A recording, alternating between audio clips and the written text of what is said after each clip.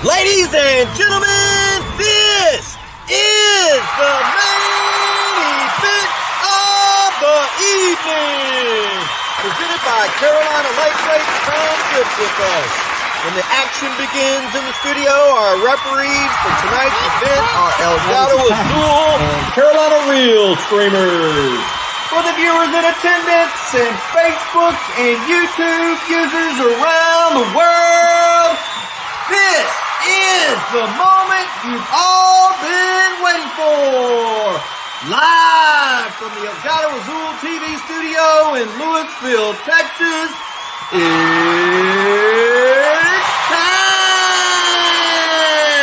time! What's up, slime lovers? I'm your host, Chris, a.k.a. Elgato Azul, my partner in slime, Mr. Jamie Dunn, Carolina Lightweights. What's up, everybody? How's it going, buddy? Man, we're doing, man. Trying to stay busy. Finally got to go fishing. Yeah, we did Saturday night, man. We had a good time. We caught some blues and caught some flatheads. Nothing outrageous of a big size, but had a good time, man. Good. Felt good to be back out there. They were biting? They were biting. We caught a lot of bait fish real fast. Man, some of the biggest shell crackers. I'm talking about 2-hand size shell crackers, and we were using them, man. Yeah.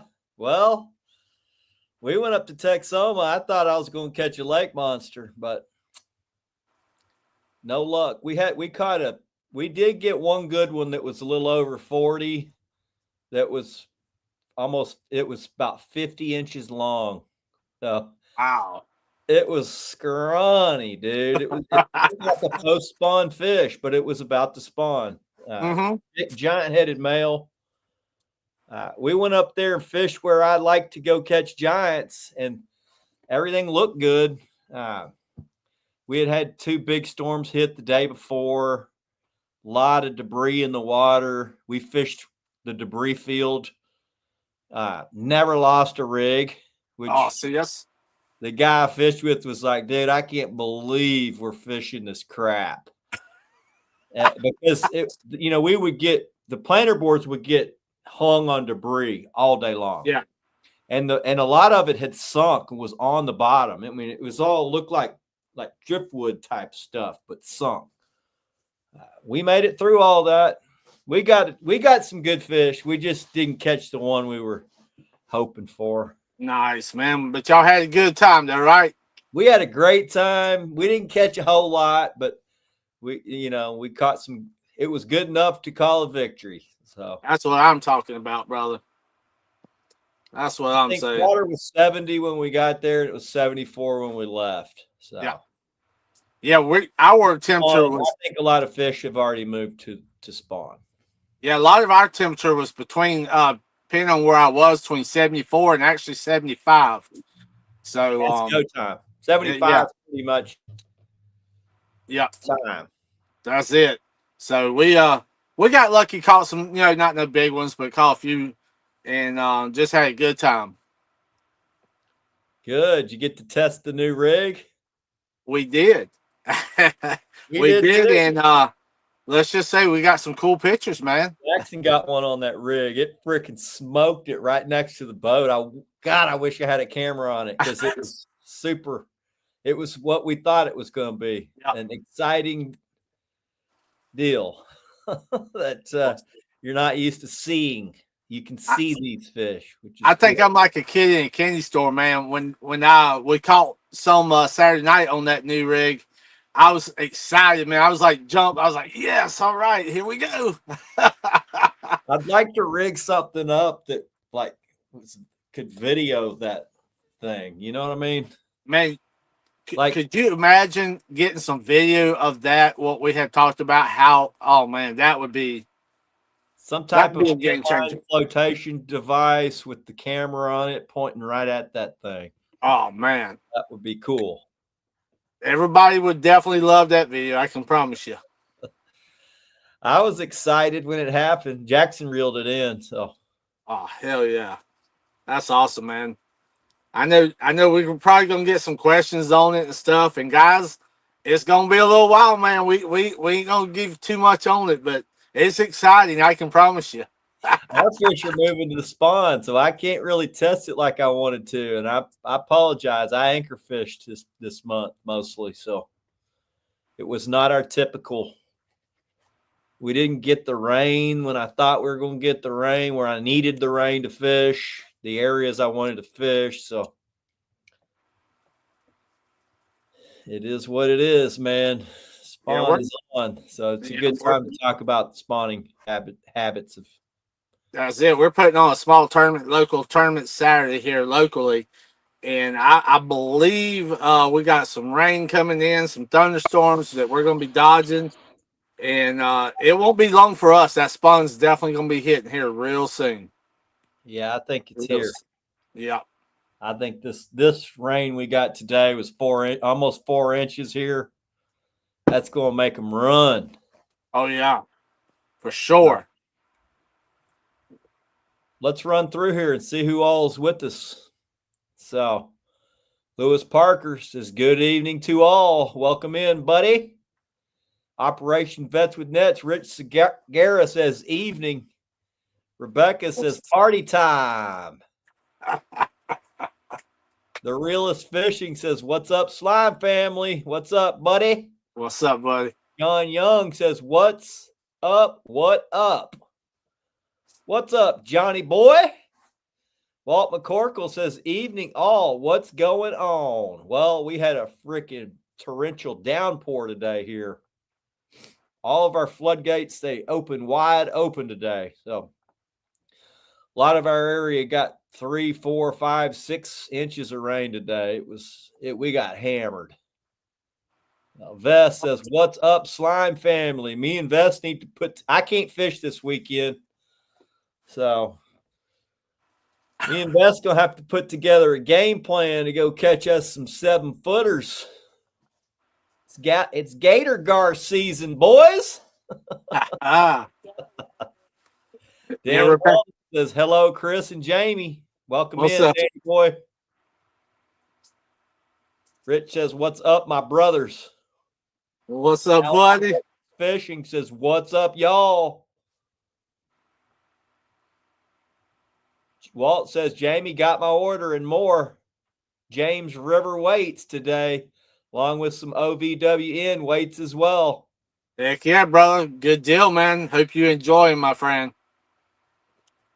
Off the Hook Outdoors. What's up, Ted? I thought you premiered tonight. Usually you're premiering your YouTube. Ted's Off the Hook Outdoors. He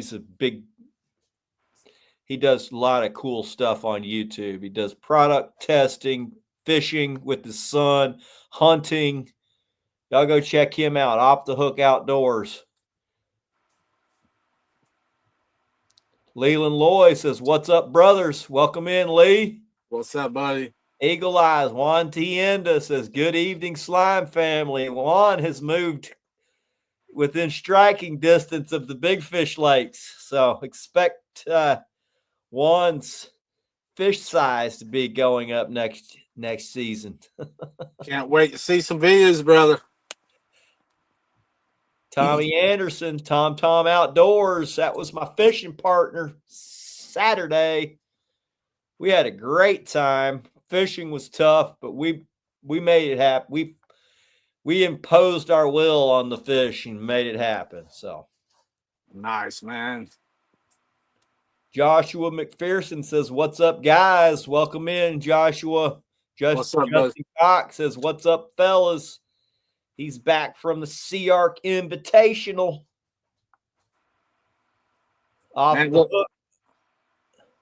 Looked like that was a lot of fun. Yeah, looked like everybody had a good old time on that. Rob Shoemake says, what's up, Chris and Jamie? Welcome in, bro. Well, the spawn is on, boys. It's a very sad time of year for trophy catfish anglers. It's my least favorite time of year, man, because its party is pretty much over. You can still catch. They don't all spawn at 75, or some of them spawn at 70, but you know, a few might spawn up to 80, 82, even up to 86, 86. But for the most part, when the water temp gets up above about 73, the best fish typically spawn first. Yep. And even if they're not spawning, they are really super keyed in on building their nest, trying to get the female to come get her hanging out, saying, "Hey, look what I built! Isn't this nice?" So they pretty much will almost completely stop eating right about now. So, man, that's a true story. How they wine and dine them and build them a house and make them happy, just like what we got to do. yeah. Lee says water was 78 on Belton a couple days ago, and the fishing sucked. Yeah. There you go.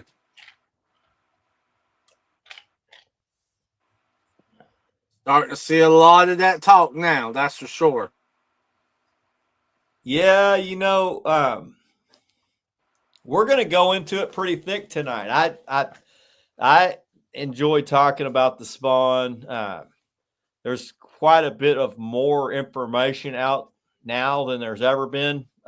Blue catfish have been kind of a mystery up until probably about the last 10 years. They've really started studying them the last 10 years to try to conserve for big fish and try to understand kind of their life cycles. They grow them in hatcheries, so they're able to see growth rates when you feed them, but it's quite a bit different between feeding one and one eating natural. So, naturally they'll grow about 2 to 4 inches a year. But if you feed them, you can have a 5-pound fish in 1 year. So it really depends on a lot of factors on how fish grow. But we're going to get into all that tonight. Let's see. The Realist Fishing said, I think the spawn is ending for us here on the power plant lake. Well, that's probably you might be right. Yeah. Depends on what end of the lake. But here's the deal, Rob. All the fish know that the north end is going to be warmer. That's why they all run up there. We're going to go into radio telemetry studies tonight that are going to tell you, they're going to give you the science on what these fish do, when they go deep, when they go shallow. It's all has to do. Water temperature is a big key on catfish behavior. And it stems from when they were river fished. Their natural distribution was like the Mississippi River, the Ohio River, the Rio Grande, the Tennessee River. And they would run up when it's summer, they run north to get to cooler water. And when it's winter, they run south to get to warmer water. And it's pretty much the same for a lake. So when they're in a lake, they're going to go for the comfort zones. Here's my dog. It's been raining all day. This old dog's freaked out. You want to come in here? I'll be ready to get out the rain too, brother. Go lay down. So, well, I downloaded a bunch of stuff today just to have some crib notes to go off of. So we'll go off just some of the basics first. Water temperature. They typically will start spawning at 70 degrees, but not all of them do that. Usually it's just some of the biggest.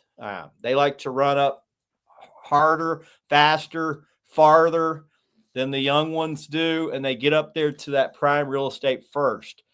it doesn't really kick off till 75, but by 78, it's full steam ahead. So it varies depending on where you are in the country, but for the most part, when the water temp hits 75, it's freaking go time. And they make hard runs to go do their spawning. Now, before they make their spawning runs, they start moving towards spawning habitat first. That could be 2 or 3 weeks in advance, starting to kind of scope out the ideal areas for where they want to spawn. A lot of them actually go back to the same freaking spot every year. And we're going to go into it. So 70 to 77 is peak. And really 75 to about 80 is when the majority of them are spawning. So that could be different time of the year, depending on what part of the country you're in. Dodie, what's up, bro? We're going to be talking slime. We're going to be talking the spawn, the slime spawn tonight, buddy. Tommy says, "What's up, Disco Dog?" Disco made him a friend because Tom likes to give treats on the boat. I know Disco had a good time. So, in your experience, Jamie, where do catfish like to spawn? Let's start with blue cats, because I'll tell you, man, blue cats around here, Chris, we got a lot of them that loves around the lily pads. That style of area. They are up in the what we call the grass patches and the lily pads. Banks. Yes, they like undercut banks. Are there stumps up in there? There is some structure under it. Yes. Okay, they like stumps. They like to get. For instance, if you've got standing timber, a lot of our lakes have standing timber. They like to get on a piece of standing timber where the root flare is. Yeah. And where that root flare is, they'll pick in between two of the major roots and they'll wallow that freaking thing out. It might take them a week to get that thing wallowed out, but they'll clean that freaking hole out, get it down to a hard bottom. And that's where they'll sit. They'll stick their ass into that freaking hole and have just their mouth sticking out because that's how they can guard it. Yeah. And especially when you got the lily pads, you got the trees that had fell over in between those V's, what we call the V's in between those limbs. Man, they'll pull tight in between right there.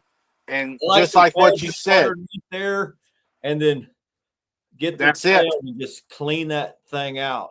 And it takes them a while to do it, but that's one of the reasons they're really banged up. If you do catch one during the spawn or right when they come off their beds, they're usually pretty messed up. I'm pretty sure here soon you're going to start seeing a lot of pictures on social media. Catfish, pretty much look like they've wore themselves down to pure raw, meat and stuff. You're going to start seeing a lot of that all over social media here soon. A lot of scratches on the heads. I mean, just tore up. So some of the studies that were done are a lot of it's done at fish hatcheries because that's where you can monitor spawning fish easily. And they'll say that these bigger males, these brood males, when they clean out their nest, sometimes it takes them 2 weeks of just basically constantly their tails going like this, cleaning that freaking thing out, and it could take up to 2 weeks for them to clean that hole out the way to get it just right. And that's when I say I think they're starting to move towards their spawning habitat. That's what they're doing. They're starting to get up to find where they want to do their business so that they can build that nest. They don't just go pick a hole and say, all right, this is where I'm spawning. They have to prep that damn thing.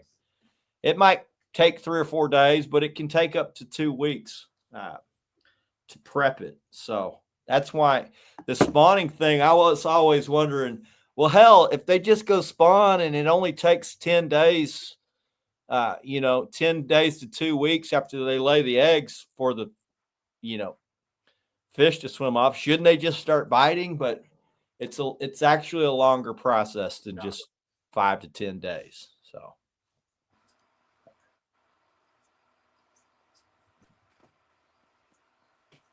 So when they lay those eggs, they're also they lay them, and wherever they lay them, it sticks. So it's not like they just start floating around like you see salmon eggs or whatever. They lay them in that cavity, and it sticks. That's one of the reasons guys will say, yeah, these guys that are noodling them out, they're doing a lot of destruction because that thing's freaking going nuts and it's disturbing those eggs that they're protecting. I don't know if that's true, but I mean, it makes a lot of sense to me. Yeah. So I think fish that are laying on eggs probably should be left alone. I agree with you, man. The way Mother Nature, it has a reason for everything. And, I'm always a believer, let Mother Nature run its course. Try to not bother them, for reproductions, and just stay away from them. So they've found, like in the hatchery, if you pull the male off of the nest after the eggs are laid, because he protects them, he entices the female. Mm-hmm. And then once she lays her eggs, he fertilizes them, and then he protects them. So they say if you pull the male off the nest, within about 24 hours, a fungus grows on the eggs and they become unvital. They die, basically. So removing the fish off the nest doesn't mean that the eggs will just hatch. They grow fungus and die. The male has to fan those eggs after he lays them. He's got to, watch over them, fan them to get oxygen to them, and keep them vital until they hatch. And even after they hatch, those fry will stay there, and he just kind of protects them until they're big enough to swim off and disperse. Yep. So I've got some radio telemetry studies. We did a show on it before, but I'm going to go through it again because it's probably some of the most interesting information I've heard. But so catfish, they typically don't become, they don't become sexually mature till they're about 6-7 years old. And that's one of the reasons why, turning fish loose that are mature is important, because a bass grows to full size in 5 years, and crappie in 3 or 4 years. They're full size. Catfish takes 20 years to get big.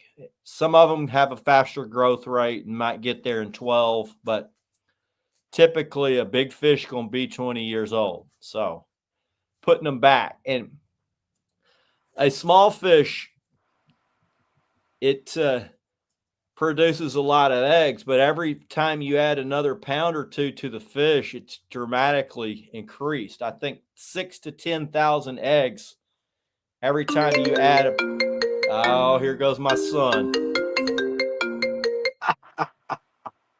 Every time you add a pound or two, it's 6,000 to 10,000 more eggs that they lay. So you can see what a big difference between a 10-pounder and a 50-pounder. 50s need to be let go because they're the ones putting out a lot more eggs, and their fry are the ones that are capable of getting big. So Dan Martin, welcome in, bro. Jesse Ogden, welcome in, buddy. Trinity Outdoors, good evening, everyone. James Rauscher, what's up, guys? James got to fish with his boy. Looks like y'all had a good old time, James.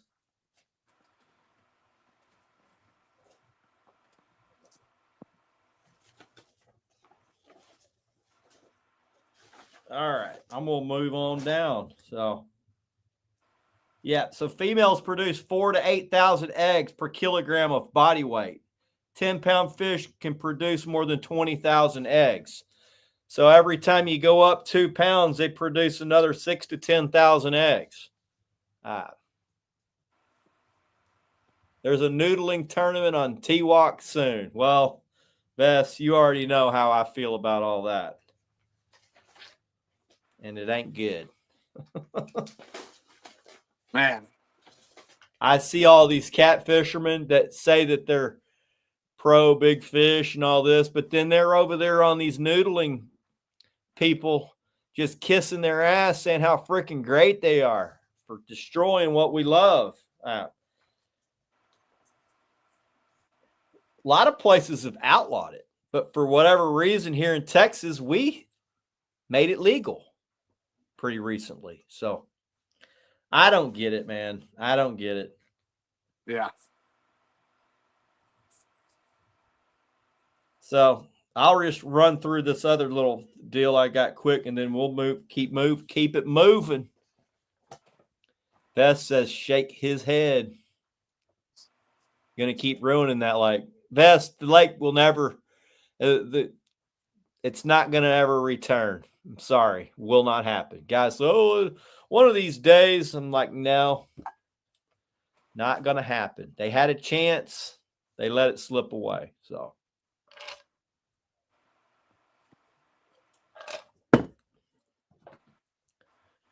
We should be growing 100-pounders in Texas, but they don't allow them to get that big. So spawning season from May to August. So that's typical season. This year's a little early. We're about a month ahead of schedule here. Our water temps have been warm. We haven't had a whole lot of cool rain events to keep the lake cool. So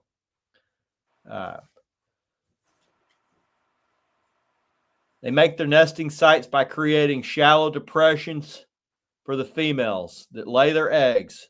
Numbers vary greatly depending on female size, but the average is up to 100,000 eggs at a time. Scientists estimate that a female will lay 1,200 eggs for every pound she weighs.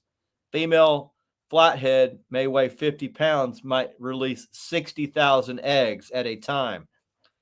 After the incubation period of 4 to 6 days, the fry, very young, these freaking kids, dude. The very young fry will school together and nest for several days after hatching. Afterwards, they will seek shelter beneath rocks, roots, and other cover and begin their independent lives. Average lifespan of a flathead catfish is 12 to 14 years, but one recorded flathead was 24 years old. You'd think them flatheads would live longer, but you would. Don't live quite as long as a blue cat. No. And I just saw Randall comment there about, last year I guess they had a lot of high water flooding and stuff. That's one good thing during this time of year. You kind of hope to get some higher water, some flood out of areas. It makes it unfishable for a lot of guys. Juggers can't run jug lines when there's a ton of that. Yeah, so I wish we could get a lot more water to keep these guys kind of at bay on some of this stuff.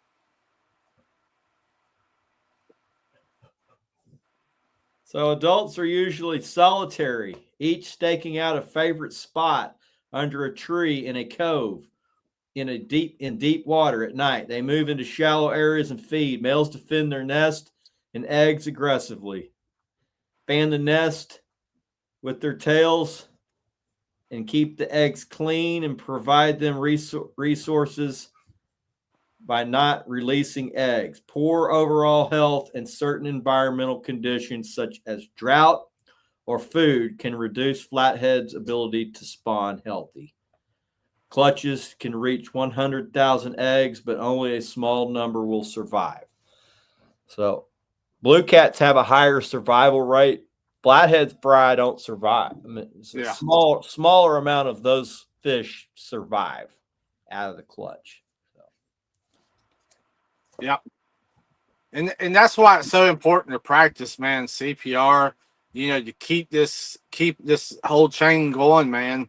It really is. And just like last Saturday night, Chris, I was when I was fishing on the river. I was not shocked, but how many people was setting these hooks, man, and just watching them, coming up right behind where I was fishing. Just, I had one guy said, "Man, do you really enjoy that more than you do a rod and reel?" And he says, "Well, it's easy. It's not. He doesn't have to worry about working for it." And I told him, I said, "Well, I rather work for it and have a good time to be able to, feel the fight, and watch that fish swim away." I said, "I don't mean to tell you how to fish, man, or nothing like that." I said, "But I really live to practice CPR, and I hope a lot more people do. So hopefully, just that little conversation makes them stop and think, which I doubt it will, but hey, I tried." We released a fish right around 30 pounds on Saturday that had a jug line. It had ripped a giant hole in the top of just above his nostril. But then it had a white deal where it had been wrapped up and but somehow it was able to get free and had worked itself away, out of that. Now the hole was still there. Yeah. Rotted out, but looked like the fish was healthy. He got lucky. He survived that freaking gauntlet of jugs up there. That's it. Lee says on his boat, if it's over 10, he'll let him swim. That's right. That's it. So I've got a deal where the In Fisherman did a big article about radio telemetry studies, and they did studies on, the biggest one was done on Lake Texoma. They did one at the Wheeler Tail Race, and they did one in Lake Norman in North Carolina. I'm going to go through the study. I'm just going to have to read it because it's there's quite a bit to it, but I find it one of the best, most interesting studies that I've found, which I actually have rolled into a lot of how I fish for them. When this study came out. So this study came out about 10 years ago. So it's not new, but it is very interesting on catfish behavior. So there's been 3 major studies done using biotelemetry in the past decade. Significantly improved science knowledge about the seasonal and daily movements of the monsters that haunt the dreams of many trophy catfish anglers. Findings revealed trends in reservoir blue catfish behavior that give anglers a glimpse into the lives of blue catfish and help them unravel the mysteries of the quarry. It's not just lake fish. It also does river fish as well. So, vanishing blues on Lake Texoma. Corey Lee, fishery biologist on Lake Okeechobee in Florida, did his master's degree research at the University of Oklahoma at Lake Texoma on the Texas-Oklahoma border. Tracking movements of blue catfish tagged with ultrasonic transmitters, his study explains the lament among local anglers that blue catfish disappear in the summer. Lee and his co-workers caught and tagged 30 fish, 30 to 70 pound blue catfish from 3 segments of Lake Texoma and the Red River Arm, the Washita River Arm, and the main lake at the junction of the 2 arms. All areas I fish a lot. Long-term monitoring of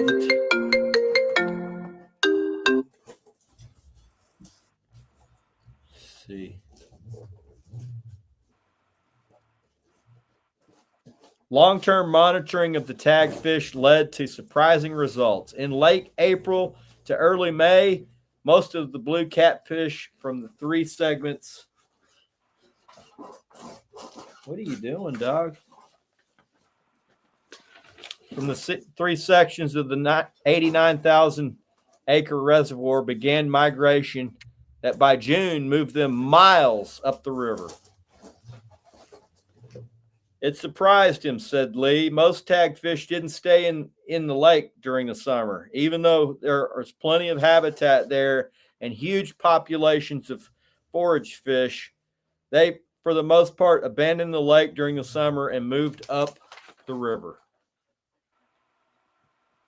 Some of them moved a long ways upriver. 2 fish tagged in the main lake moved 25 miles upriver within a couple of months.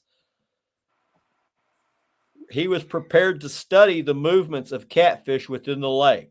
So the wholesale movement upriver into relatively shallow Red River made detailing monitoring of the fish difficult. Fortunately, he had positioned stationary receivers in the channels of the Red River and the Ouachita Rivers to document if any tagged fish moved out of the study area. Those receivers proved that when Texoma blue cat traveled, they traveled fast. So come April, when we get these big rains, they are gone. It's like a disappearing act. Chris, you hear that 25 miles that, what was it, 2 of them had traveled up? You hear that. It's like, wow, man, some of these fish are moving a pretty good distance. So that's their, their river fish. Yeah. So I've got, like, we had Epic Catfish on. He said they'll move 500-600 miles all the way up the freaking Mississippi because there's nowhere to stop. There's nowhere impoundments. Yeah. So, in a shallow river like that, they're going to move probably until they find the ideal spot. And I find it interesting because they're going, a lot of what they're finding out is a lot of times they think that they're going back to where they were born, and they lay their eggs where they were born. Mm-hmm. And when they move back to the main lake, they go back to a certain area where they like to call home, and some of them some of them barely move.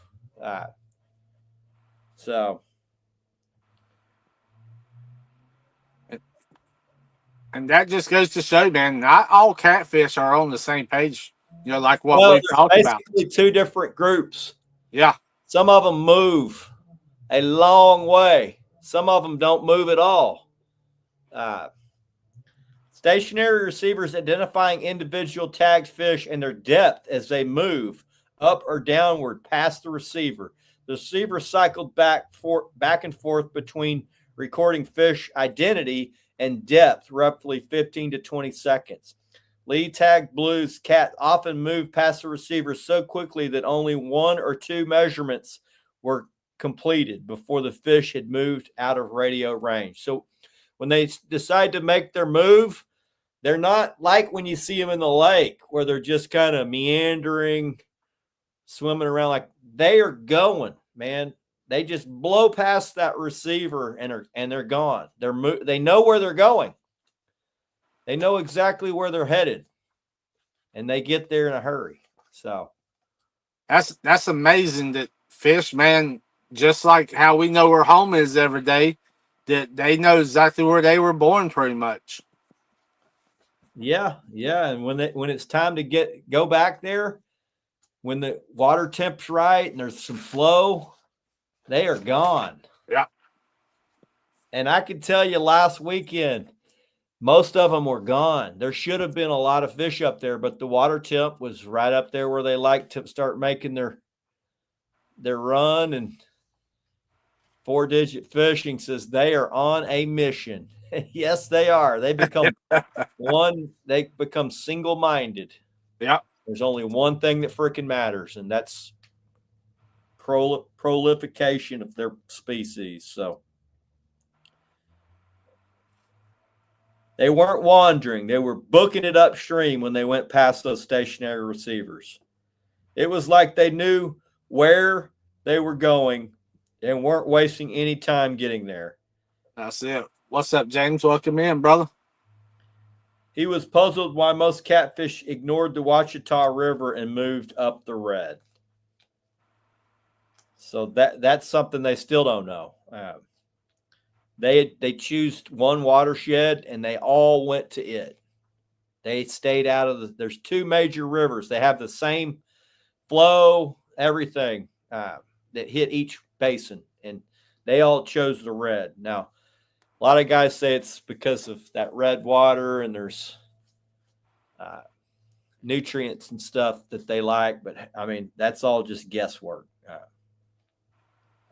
So the red and the Ouachita are watersheds are close to each other and are nearly identical rainfall and water levels, but virtually no fish in their study migrated up the Ouachita. I don't know if it's Ouachita or Ouachita, but I always called it the Ouachita, but it looks like it's Ouachita. I don't speak Indian, so some of the fish they tagged in the Ouachita arm moved down into the main lake, up into the Red River arm, and eventually up the Red River. Have no idea why they showed such preference for the red. There's definitely something about the Red River, maybe something in the water chemistry that makes blue catfish prefer it over the Ouachita, Ouachita, whatever the hell you call it.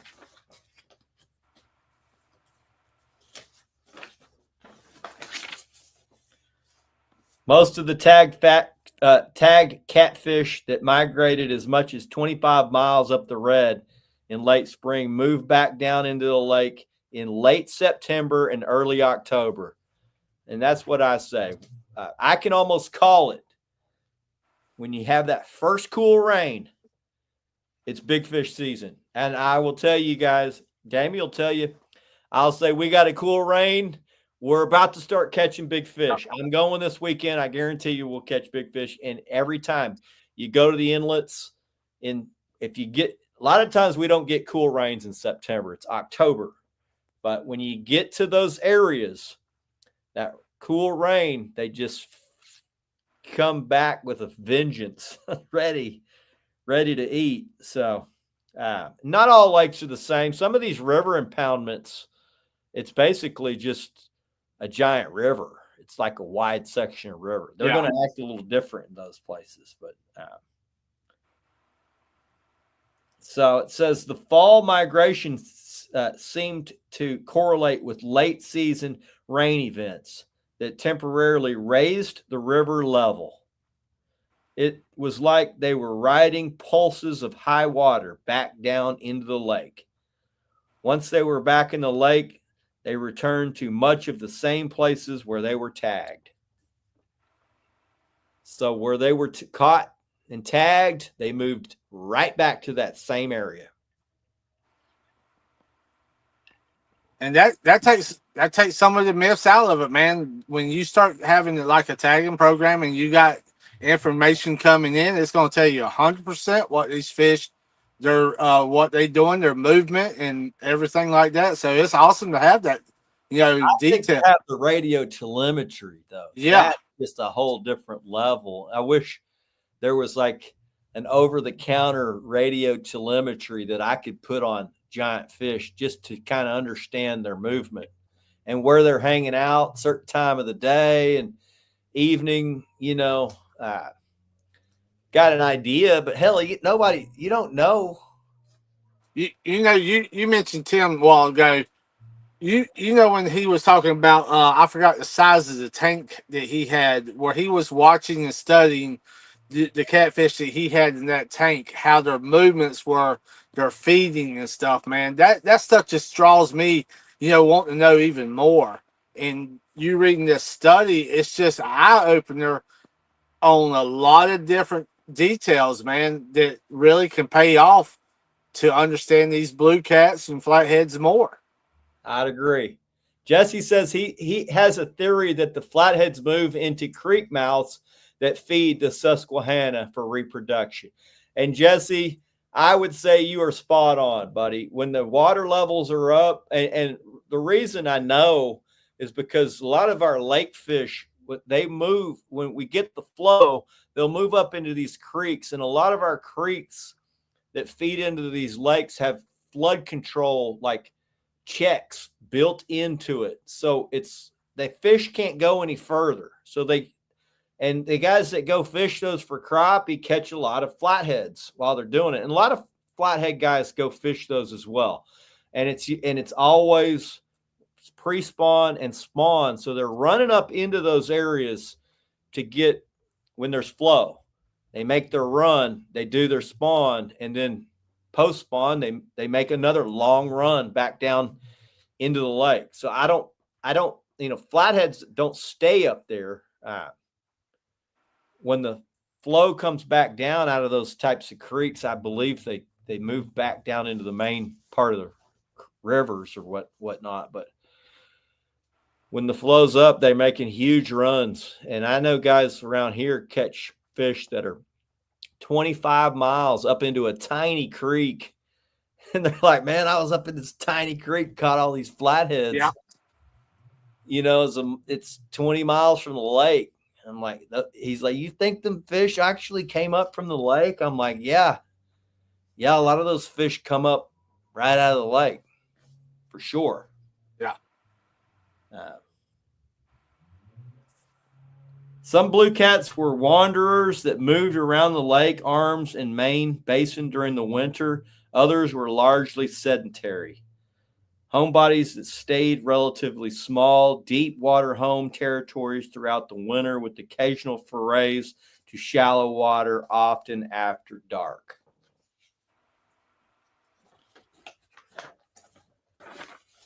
We did a 24-hour tracking on 3 of the stationary fish, checked them every few hours. At one point around 2 or 3 in the morning, a 60-pounder was gone from where they'd been the day, all day and evening.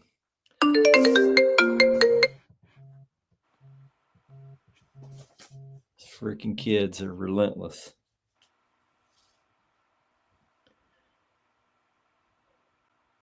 Where they'd been all day and evening, searched and found him around a bend under a school of shad. He'd moved back and forth under the school of shad for 1 hour and then beelined it back to the exact spot where he had been.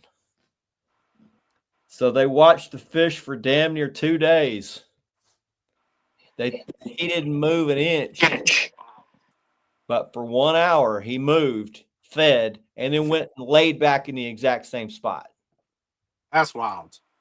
That's insane. That is wild, man. So when you talk about timing, there's something too about putting the right bait in front of the right fish. And there's a reason why, okay, Yep. I see 200 big fish, but I only caught 5 of them.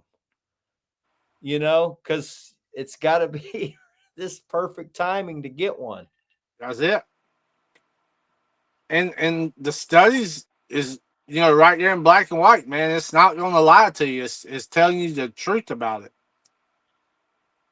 So Lee suggests to anglers, based on his findings, don't even waste your time trying to catch big blue cats from the main lake in the summer. I don't. I just fish and hopefully get one occasionally. So yeah. There's always a few of them scattered around the lake in the 2 arms throughout the year, but most of the fish in our study went up into the river. In the winter, though, they're back in the lake in all of their favorite spots. They seem to set up on shelves along the old river channel, relating to points, bends, drop-offs along the channel. That's where we catch all our best fish. Points, bends, drop-offs into the channel. Yep. When they move to where shad are. So assume they are feeding. If you find shad in the winter, you're probably going to find multiple blue cats that have moved to that area and are actively feeding. No, you can't. Because I said so. The iPad's dead. It won't charge. Go figure out a different way. Go. He's a social bee all of a sudden. Wants to. Got a group. There's 10 of them, man. They're relentless. When they move to where the shad are, we assume they are feeding. If you find shad in the winter, you're probably going to find multiple blue cats that have moved to that area that are actively feeding.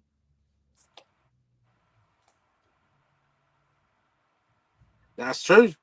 That's true. So that's Lake Texoma. Now we'll talk Wheeler Tail Race.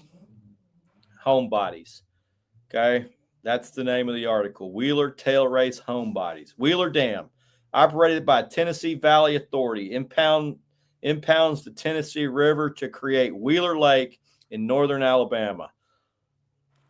It's widely considered probably one of, if not the best, trophy catfish lakes in the country. While at Auburn University, Ryan Hunter, who's now at the State Parks Division of the Texas Parks and Wildlife, radio tagged blue catfish at Wheeler Dam Tail Race, which feeds Wilson Lake, and tracked their movement. It was like there were two groups of fish in the tail race. Some moved a lot during the year, and some rarely moved at all. The two groups were distinct in their movements. For a while, we were concerned that a couple of the big fish were dead. So we did 24-hour monitoring. We found those fish would stay in the same spot all day long, and then all of a sudden move directly to the base of the dam, move around for a while, probably feeding, and then move directly back to the same spot where they had been marked.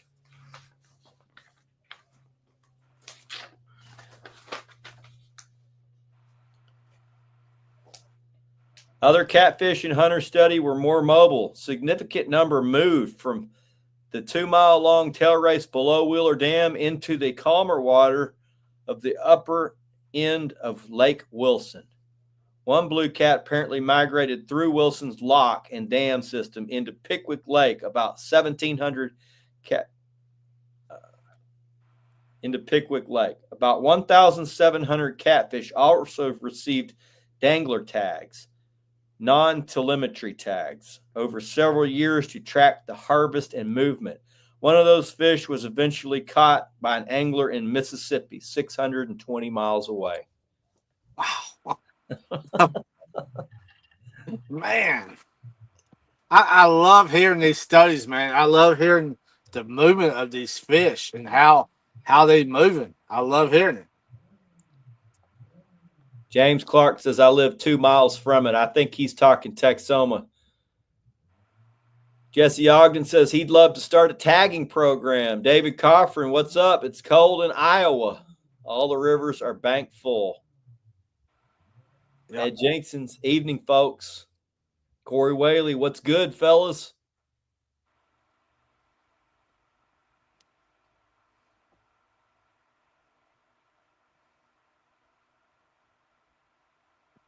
Jesse says he smashes a mile or two inland on creeks. Think they get stuck when it comes down, says Jesse. Yeah, Jesse, I've seen videos of like a hollowed out tree in an undercut bank, and it's holding water, but it's dry all around it. And there's a giant flathead in that freaking hole in the tree because he thinks there's water in the damn creek. He doesn't realize that tree crevice is the only thing holding water. The damn creek's dry. So yeah, they run up into those types of areas, and they do get trapped, and a lot of them do get trapped and don't survive. Weird years can be deadly on those types of fish. That's for sure. Tom said that East Fork was bank high earlier this afternoon. I bet, man. Jared, I don't know if I can. I'm trying to get. No, this weekend I can't, buddy. I got my uncle. Well, Alana's cousins. It's their baby shower, so we got to go celebrate Friday or Saturday, and then Sunday my son has football practice. I'd like to get down there, but I'm relying on somebody else taking me, man. So, do you want to go sometime? Let me know. I'll head down there with you.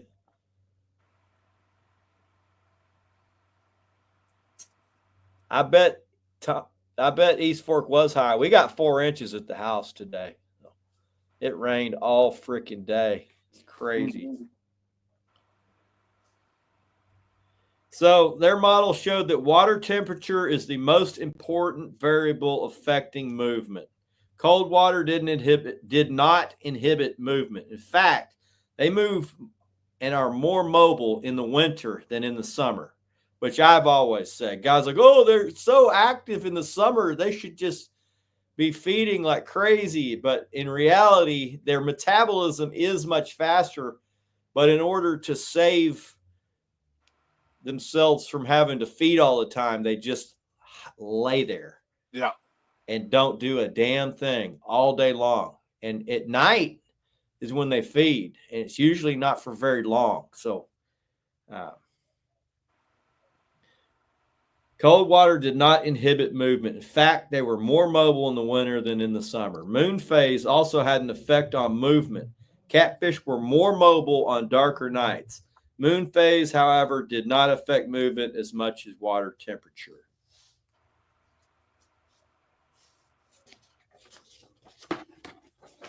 Pretty freaking cool, man. You know, Chris, we were talking about flathead fishing on the river or other places that there's certain times it's the best time of the night for them. Then you have your low times, and then you have your next time where they start hitting again. So they pretty much, like you said, they come out, they hit and feed, they go back, they lay up, and then get ready to do it again.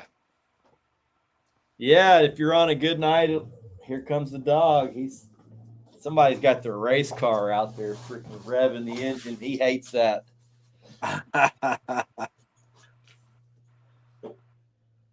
So, next one is a North Carolina Lake Norman. Joe Grist, fishery biologist with Virginia Marine Resource Commission, radio tagged and tracked blue catfish on North Carolina's Lake Norman as part of his graduate studies at Virginia Tech. He found that movements in Lake Norman differed substantially by season, with the strongest and quickest migrations occurring during pre-spawn. That's typical blue cat behavior. Pre-spawn, they're going to make their biggest moves out of the main lake up into the north end of the lake and then up into the rivers. So that's pretty much standard catfish behavior that from when they were river fish. When there's flow, they run north. Yep. As far as they freaking can, a lot of them. So, and I think lake fish are the same. When there's a lot of flow coming in, they make a big run. So he tracked blue cats from all over the 32,000 acre lake as they made relatively quick and nearly universal pre-spawn migration to a 3.5 mile stretch of the upper lake. And that's basically every lake that I fish is the same deal. Pre-spawn, you fish the top third of the fishery. That's just the algorithm. I mean, I don't even freaking waste my time looking anywhere besides the top third of the lake. Rain events will concentrate them right up by the mouth, and as that dissipates, they move out, like this guy said, top 3 miles of the lake. So the speed in which fish migrate and the concentration of tagged fish is in a relatively small area and was impressive. So they're tagging fish from all over the lake. Pre-spawn, all those fish that are spread out all over the lake cram themselves into a very small area. That's why I always say your chance of catching the biggest fish in the lake or the fishery is going to always be pre-spawn. Now, you can catch the biggest fish when it's not pre-spawn, but your best chance to catch it is going to be when they all go into that area, and you can start targeting them a little more precisely that way. When they went into a little cove that was part of the lake, their gear was pinging like crazy from all the tagged catfish that were in there. Surprised a lot of the local guides on Norman. They said they'd fished that area hard during the spawn and only caught a few fish, but it was loaded. Don't know if blue cats don't feed much during the spawn. I do. They don't feed it hardly at all. Or if there was another reason, but the anglers didn't do well catching them, even though they found that the majority of the big fish in the lake were in that cove. After the spawn, the catfish dispersed throughout the lake, revealing surprising high level of fidelity to specific locations where they were originally tagged. So they're moving back to where they were originally caught. Yep. They got a home zone. We talk about the home zone on this show a lot. If you find the home zones in your lake, you can move around and find fish throughout the fishery. Some blue cats were.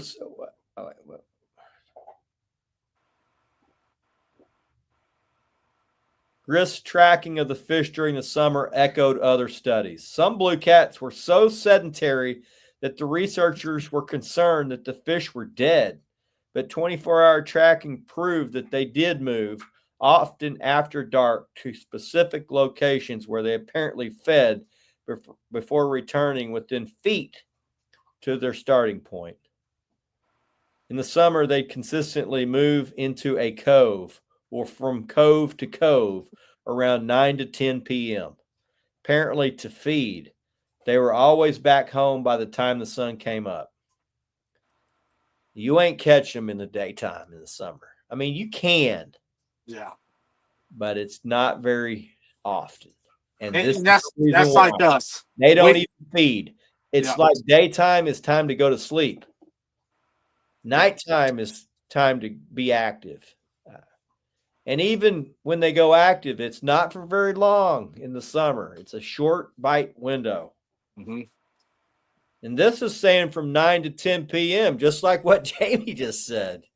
He's like, man, it's like they turn on at 9 or 10, do their thing, and then go lay back up for a little while. So you can go ahead and cook your hamburgers and hot dogs and take a nap through the middle of the night, and then hopefully catch that few that's doing that morning bite before they go back to bed. Right before they say, I'm about to go lay it down. I'm gonna go see if I can get me one more little snack before I go to bed. That's it. And like we say, not all catfish, y'all, follow the same pattern. No, but majority and most. Yeah. The vast majority. And yes, for this, it is a vast majority. There's always going to be a few. And, you could be lucky. That day they decide they want to feed the right time. You're in the right spot. You're like, man, this is epic. So, only way to know is to go. So that's it. Stomach sampling as part of Grist's research revealed major changes in the diet of Lake Norman blue catfish from summer to winter. In the spring and summer, there were fewer fish in the diets of large blue catfish. Their diet was dominated by clams in the summer. We'd handle fish and they'd be lumpy, full of clams, just about any time during the summer. In the fall, they started feeding on fish, and in the winter, they were almost exclusively feeding on gizzard and threadfin shad. Perhaps shad become more sluggish in the cold water and more vulnerable to predation, while clams and mussels are easy meals during the summer. Changes in diet from stationary clams to moving shad may explain differences in movement among blue cats in Lake Norman. They were more mobile in winter than in summer. And I don't believe that's the case. I believe they're more mobile because they have a longer, it's hot in the summer, and they just don't want to spend the energy to have to move around and feed all the time. In the winter, it's cold.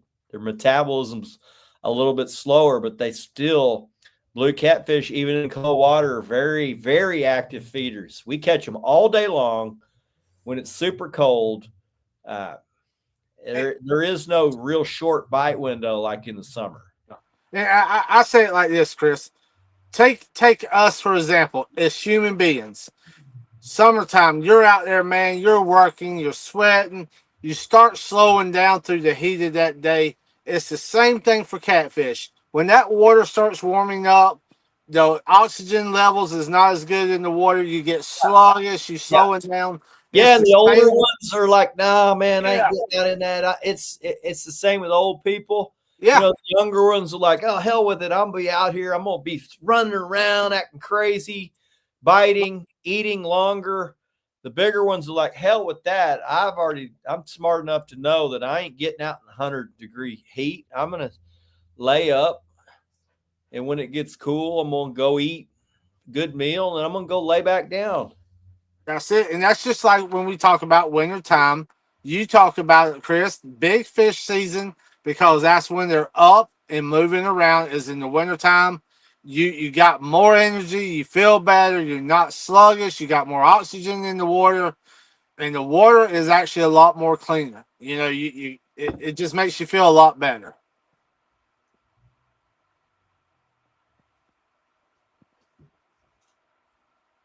Talk to scuba divers who work for the Duke Power and Electric Power Company. And they said in the winter it wasn't uncommon for them to be working at the bottom to be working at the bottom and have the light go dim. And say when they looked up, they would see a big school of big blue catfish blocking the sun as they cruised overhead. It was like a wolf pack of big blue catfish on the hunt for schools of shad. Pack behavior reflected what Grist saw in his radio tracking surveys.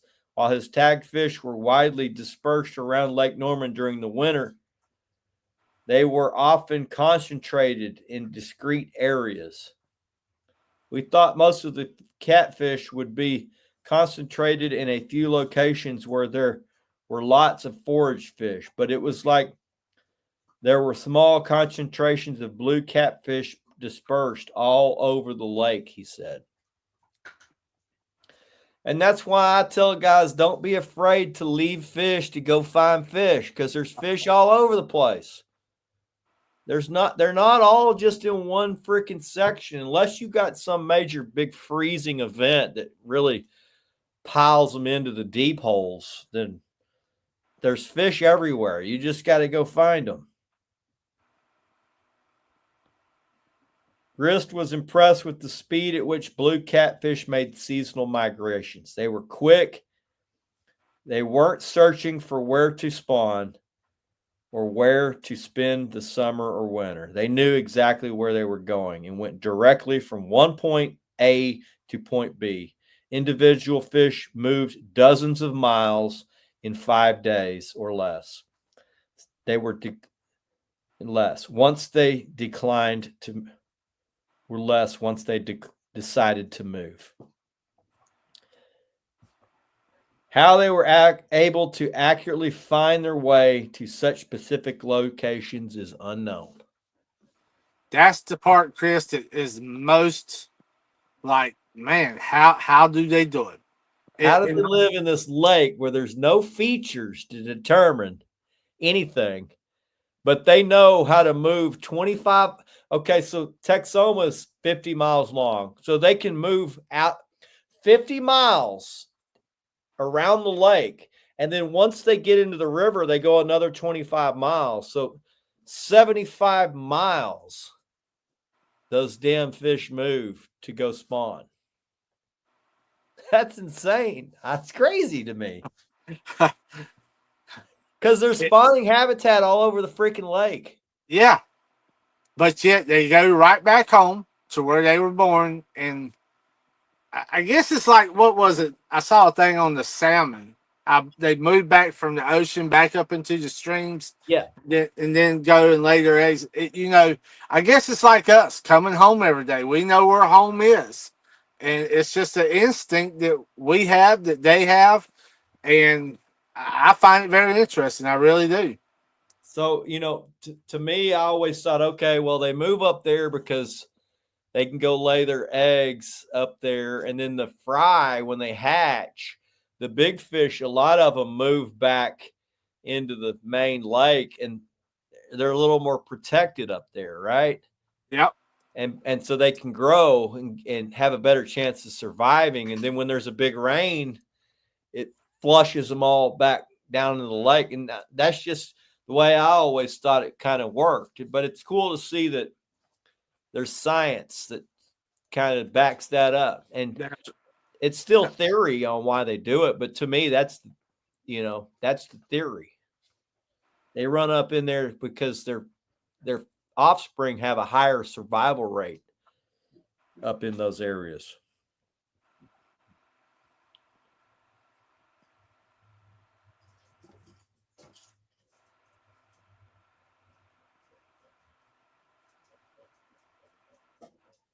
It's just amazing how they work, man. It really is.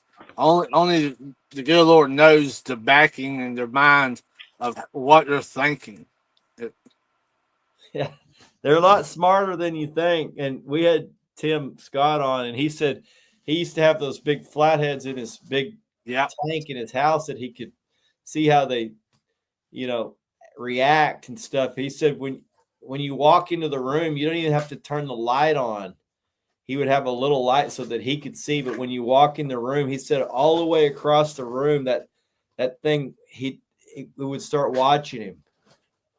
So he's like, man, they know when you walk into the room. And he said, when you step foot out of your truck at the boat ramp, all the fish in that area know you're there.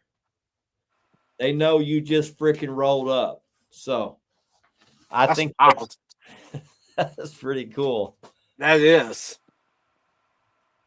Chris, some Kevin of my Walters, what's up, buddy? Some of my chats have froze, Chris, so you might see something I can't. I'm trying to reboot here. Jeffrey Anton says, did you ever fish on the Monongahela River for big catfish? I don't know if he's talking to Jesse Ogden or who he was talking to, but I've never even heard of the Monongahela. I don't know where that's at. Pennsylvania, maybe? I don't know. Sounds like another Indian name.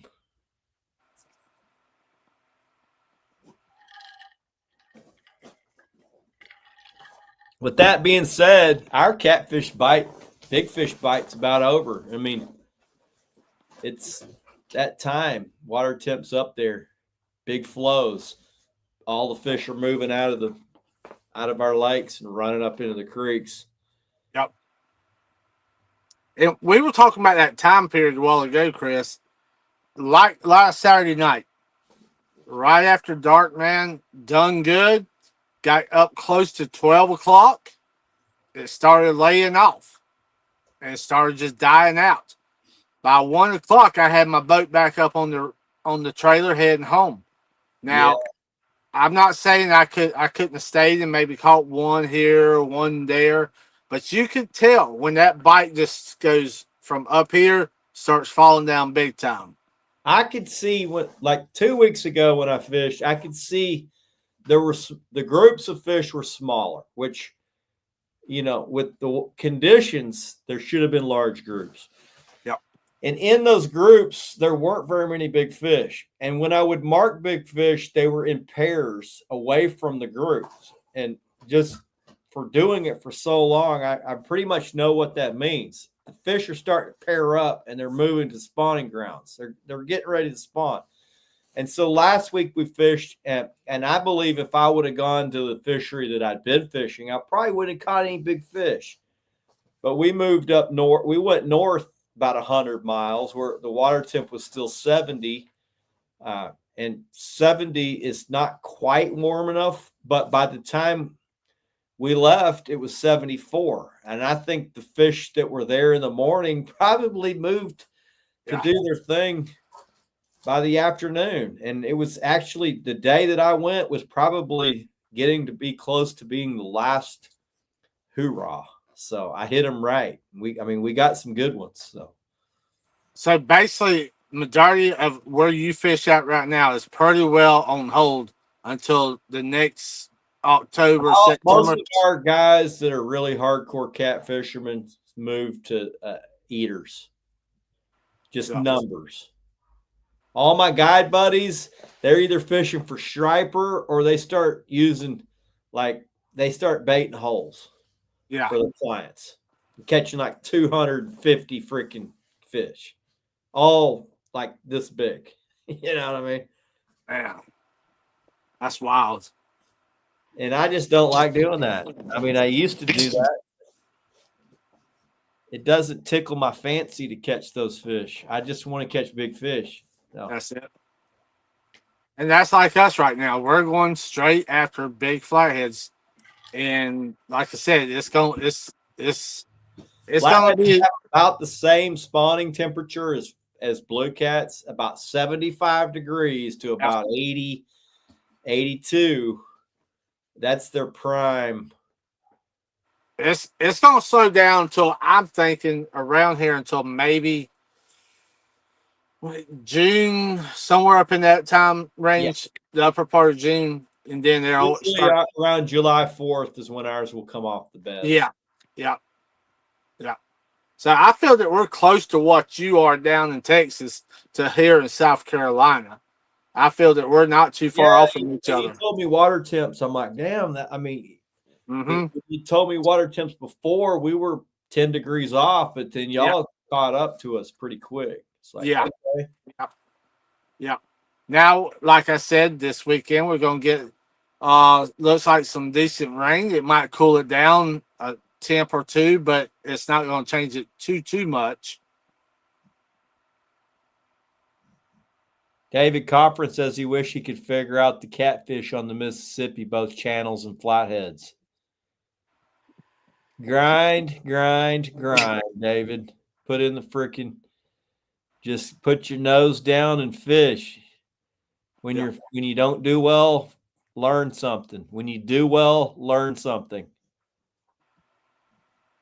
Kevin Walters says it's in Pittsburgh, Pennsylvania, whatever the weird name of that river I said. 3 rivers meet in Pittsburgh, the Ohio, the Monongahela, and I'm not even going to attempt that last one. But David, what I would do is look up and see if there's been any studies done in that area and read up, and maybe you can find some information on that on the channels and flatheads. I mean, I'm pretty sure that they've done some studies on the Mississippi and should be able to give you some information on that. I'm a lake guy, so yeah, I can catch him in the lake blindfolded. That's it. And I come, like I said, from the river background. That's Jamie's wheelhouse. Yeah. So yeah, you should be able to find some studies on the Mississippi for sure. You know, don't be afraid to hire a guide either. I mean, I've learned a lot from guides. There's a lot. I mean, I don't have to buy them anymore, but a lot of my friends are guides, and we still fish together just because we enjoy fishing together. But you can learn a lot from guides, probably faster than doing 5 years of fishing. Yeah, I tell you, Chris, when I like to say spots, don't try to think I'm going to learn this guy's spots, because that's the wrong way. They're going to take you to the quick and easy spots that they know that they've been fishing. That majority of the time it's not going to hold big fish. I can tell you that already. Learn how to pattern them. Yeah. Most guides will answer your questions while you're out there. Why are you doing this today? And here's the only thing: when you fish with a guide, you're getting the scenario for that day. So there's a million things that go into an algorithm to finding fish. And the day you fish just doesn't mean that that's where they're going to be. There's a lot of variables with flow, water temperature, weather patterns. So go often and try to learn. And here's another thing, David. If you can befriend the high level guys in your area, and I know some guys are real closed off, but a lot of guys are really open. And if you can become friendly with the top guys in your area, you can get information, credible information that can help you. Now, it might not help you the day you fish, but if you can start becoming friendly with somebody who can tell you what worked on that day, and you're able to put that into your brain, calculate that into your brain, where you can start recording that data, where it's all right, on this day he did well here. It doesn't mean I'm going to do well next weekend there, but I know that maybe next time that scenario comes up, I can use that information. And that also goes back to what me and Chris has said before. Start keeping your own data. Start on your good days. Look around and find out, why was it such a good day? What was the weather pattern? What was the temperature? On your bad days, study it, learn from it. Kevin has tons of info on YouTube about fishing the Mississippi River. I will say this: you can learn all the basic you could ever want on YouTube. You really can. Yeah. There's a lot. All the basics. You can learn every technique that you could possibly need. Really, what you have to do is, I still got Mike Mitchell's. I don't know how long that one's been up. He's been saying hello to everybody for a while. Oh man. But you're right. Once you learn that all the the techniques that you're going to need for your area, the basic knowledge that you'll need to find the fish, all you got to do then is go out and put it in. Just go put in the work, grind. Got my buddies that fish with me are like, man, I didn't realize how much you grind. Like, well, I don't like coming home feeling bad. I'd like to come home feeling like at least I got something out of the day. And small victories can make the big difference in, your fishing. And over time, if you can figure out how to get those little victories throughout the day, you'll become a much, much better angler. Don't be afraid to put that work in. I mean, I know a lot of anglers out there that tries to take the easy way out, but don't be afraid to learn and put the work in, because I promise you it will pay off in the long run for sure. Try to absorb as much as you can. Like Kevin said, you can learn a lot on YouTube, but then, I would say now that I know you'll never know everything, but now that I know the knowledge that I need to be successful, probably my greatest ally or my friends, it's just the conversations that we have every day about fishing and what they did the week before that worked. Now, I might not be able to use that the next week, but like me and Vest talk about how well he did on the lake he hit, and what I did on, what worked for me.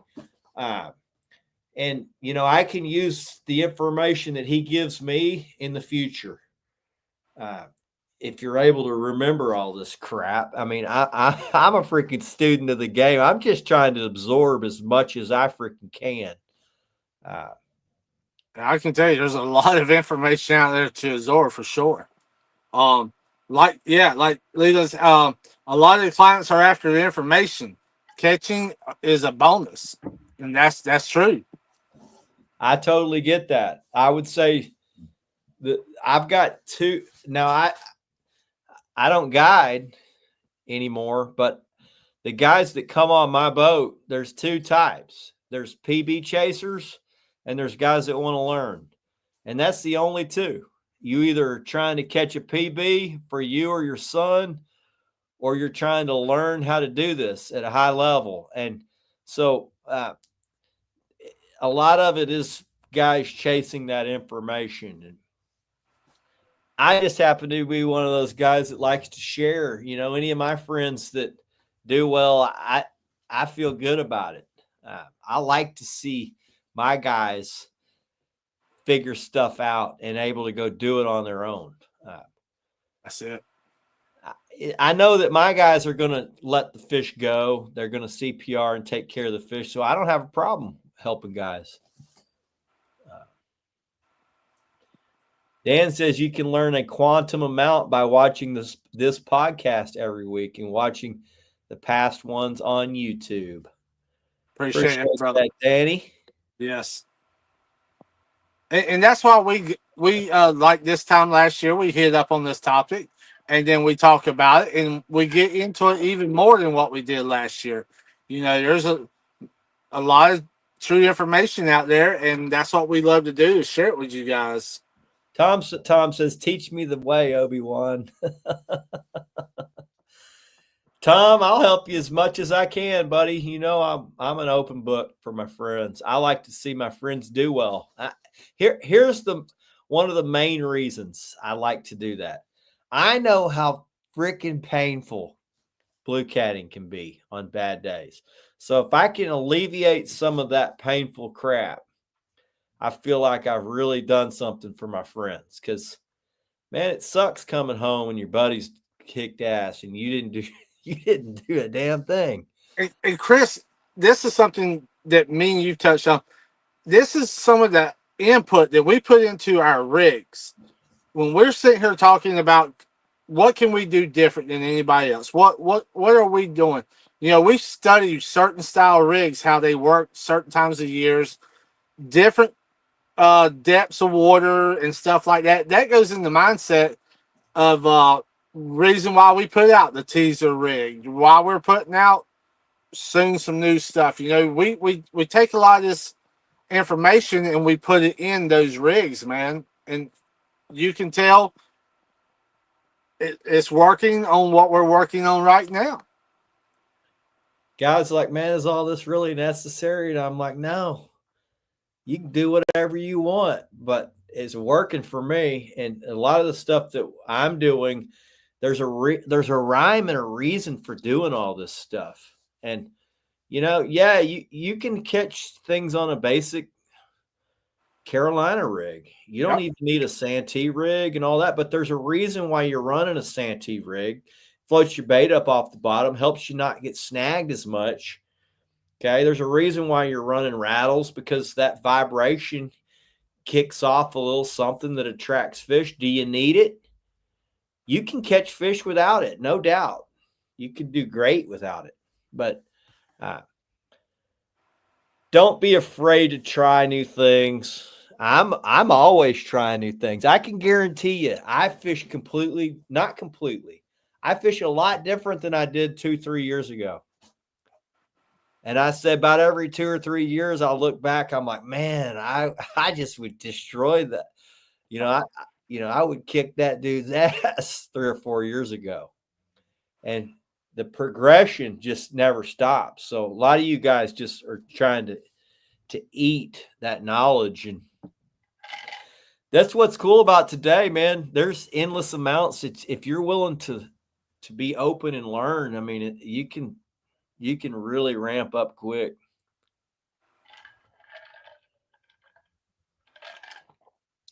Tommy Boy says, I have already learned a lot the last couple of months. Appreciate Killer that, brother. B says, learned a lot on here. Thanks, y'all. Trent Williams says, a lot of good info on this podcast. Eagle Eyes Tienda says, Slime Show 100% changed his game. Absorb and test on the water. And that's what you got to do. So, one, that's the perfect thing to say right there. Absorb and test it on the water, because the way that I do things, you may not like it. It may, it might not jive with your style of fishing, and that's fine, because we all fish and like to do things a little different. I've got buddies that come on the boat. They're like, I completely get it. It's super productive, but I just don't want to work that hard. And my style of fishing is a lot of work. But it's productive. And I actually like the whole system of it. It's Mhm. I enjoy the work part of it, because when you work hard and it pays off, it's like, man, I worked my ass off and it really freaking paid off. So That's it. I'm like I spend hours on the water alone trying things because why not? Dude, I'm gonna tell you, last Saturday night, I was the first time I've been back on the water in a while. You know, I sit there and I'm sitting here just thinking about some wild stuff, trying to think, okay, what can make this thing better, man? You know, I wish we could show off the rig. oh, Man. it's going to be wild. I can say that, but guys, when we do, we're going to have videos, we're going to have pictures to back up what we're saying and show you it works. That's the biggest thing. So And me and Jamie both. That's the first weekend I really tested the rig. Jamie tested the new rig. It's a rig nobody's ever used. It's completely different than anything that's out there. And it freaking worked. It freaking worked. So not all ideas work. You know, sometimes you try things and it might not work. That's true. But Tom says it worked. And I'll tell you right now, it was the most, it wasn't the biggest fish of the day by any stretch of the imagination, but it was the most exciting. Just the nature of the way that thing hit. It was super exciting. And I can imagine when the fish are really biting good, in that scenario, that would be probably one of the most exciting ways to catch fish. I'm not going to go into details, but I can tell you that style of fishing is going to be freaking. It's going to have you on the edge of your seat when you see how this stuff works. It's going to have you almost like jumping when it happens. So yeah. Danny Boy says, Chris loves chaos fishing, but it works getting trips and quads running 8 planer boards. It's true. I love that chaos. There's something super intense about it. It's a fun, it's like a symphony, man. When it's working, you know, it's a work of art when it's all working beautiful. When it goes wrong, it is freaking it is a nightmare. But you know, the way that I fish, you start out, it's like adding layers. You know, you start out like right here, and then you get a little more comfortable, and you stack on another layer. You know, and before you know it, you got all this, you know, a symphony of crap going on, and it's fun. I like fishing that way. Yeah. You're right, man. That's a blast. It really is. When it all works out, it's great. And when it goes crazy, you know, I posted a video on my Facebook page, and Tommy had a hard charging. It was probably an alligator gar, but it freaking hammered. I mean, it freaking hammered the bait. It started it went airborne. You know, we heard it and when we looked, it was going back into the water. It had gone airborne, and it was coming hard. It was a giant fish, freaking giant. It was hard charging straight to the boat. It swam all the way to the boat, crossed 2 planer boards, and about 6-8 feet from the boat, he come up with just a hook in the bait. I'm like, damn. You know? I was watching that video. I was sitting there watching it like on the edge of my seat. I was like, man, I didn't get the actual fish jumping out of the water. You know, that would have been cool. I need to get my GoPro game back up going, because that's the only way you can catch that kind of footage. And those are some of the best things when you can see that thing hitting. Yeah. I myself. I told you know, in the winter on the lake that we both fish. In the winter, you're gonna freaking you're gonna go nuts when you see how productive my style of fishing is on that lake. It's crazy. Me and Bill's been with me. We'll catch 6 or 8 big fish at a time. Every rod just it's freaking crazy, dude. So when you're by yourself, yes, it is chaotic, and you get tangled a lot with fish swimming over, and you do lose some of your best fish. It is one of those types of deals. The guy's like, man, I hear guys say, man, I never lose fish. I'm like, damn, I lose fish all the time, man. I mean, you double or triple up, they all cross each other, you're going to lose some fish. Tom says that he was sick, couldn't catch up to that fish. The fish was just full steam straight to the boat. Yeah. And he was reeling. Right as he caught up to it in the rod freaking berries, it got tangled. And I'm like, oh shit. And as I say, oh shit, he gives it slack to try to get the boards untangled. And when that happened, the party was over. The fish was gone. So we never saw it. So I'm going to say it was a gator gar, but hell, who knows? Because we were up there amongst the big fish. Yeah, I could hear it in his voice when he lifted that rig up, and he was like, it's gone. Tubb says it's crazy when you're pulling boards and getting tangled up and grilling out and burning your food at the same time. Yeah. Well, Tubb, it's a good day when you're burning your food, spilling your drinks, and you look down and you're like, damn, you forgot you forgot your ass because chaos is ensued. Our best chaotic catfishing is always in the winter. Always. Probably, I would say December, January, February. It's insane big fish action here.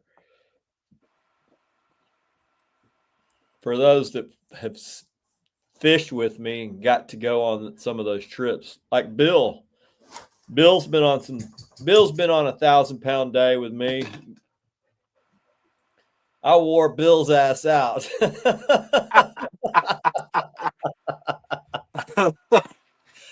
Oh man, good times. It sucks. It's because this time of year, it's like, damn, big fish party's over. I'm gonna have to wait now. Now we'll catch some starting in July, but it's pretty much really slim pickings all the way till October.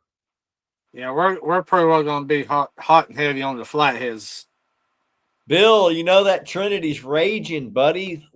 I can't fish this weekend, but next weekend, if you want to formulate a game plan, I'm ready to go catch some 7-foot gator gar. Leland says just another 20 kind of day.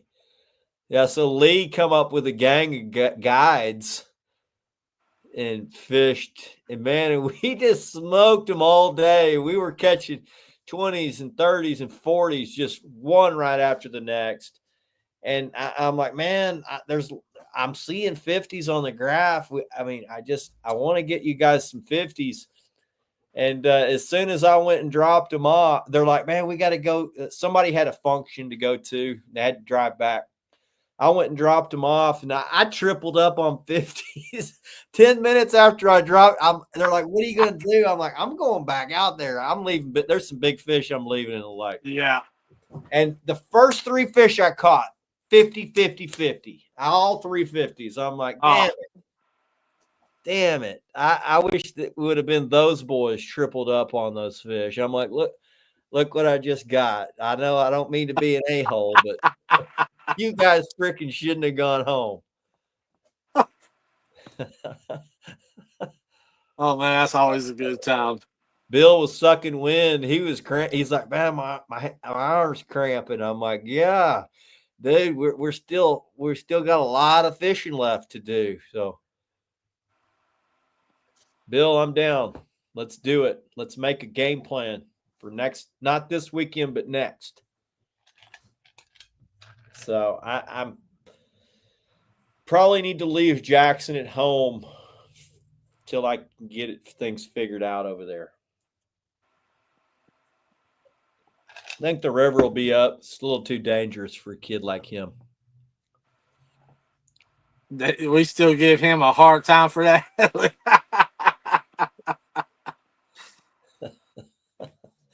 I bet you do. I bet you do. And you know, I when I sent y'all those pics, I knew it was gonna. I knew y'all were probably thinking, "Damn it, we left 10 minutes." Because I kept telling them there's a lot of big fish here. I don't know why we're not. We were loading the freaking boat, and we were loading the boat. And the guys were like, "Man, this is a healthy fishery." I'm like, "Yeah, but we're missing our best ones. I know they're here. We just gotta freaking get them." And as soon as they got off the boat, like they started coming on. Man. Randall, what's up, buddy? What's up, brother? Well, Jamie, you got any fishing plans? We do. I'm hoping the weather's not going to be as much as what they're saying this weekend. The way it looks now. If y'all get what we just got, damn, it was one hell of a storm today. Yeah, it looks like Saturday, and I think Sunday now it's moved into Sunday also. We're supposed to have a little small tournament here local that our Carolina Lake Weights and our local bait shop and another gentleman, we're all putting it on to get together and have a good little time. Y'all got the tournament? Yep, we got the tournament Saturday night from 7 to 7 until Sunday morning. Huh? Nighttime tournament? Nighttime tournament from 7 p.m. to 7 a.m. 3 fish weigh-in. Yes, sir.